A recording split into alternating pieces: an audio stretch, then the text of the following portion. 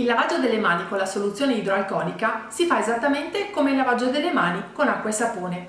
Anzi, se ne hai la possibilità, è molto meglio che tu ti lavi le mani con l'acqua tiepida e il sapone.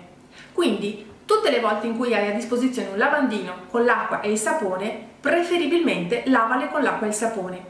Se però ti trovi all'esterno della tua casa oppure in ambiente lavorativo, può esserti utile lavare le mani con la soluzione idroalcolica.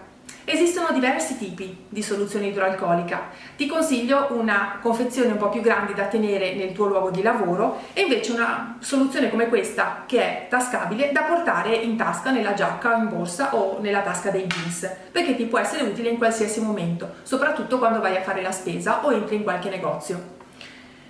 Devi gettare sul palmo della mano una quantità di soluzione necessaria a ricoprire tutte le mani. Le prime volte farai fatica, ma poi ti abituerai a capire quanta te ne serve.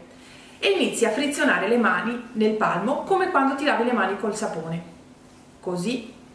E poi intrecci il palmo di una mano sul dorso dell'altra, prima da un lato e poi dall'altro, in modo da pulire bene tutte le dita.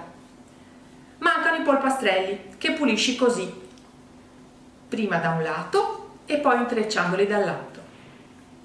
Il pollicione va frizionato così in maniera circolare, da solo, prima da un lato e poi dall'altro.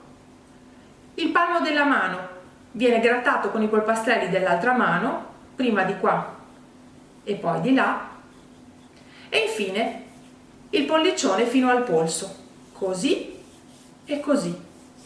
Così sei sicuro di aver fatto un bel e corretto lavaggio delle mani con la soluzione idroalcolica.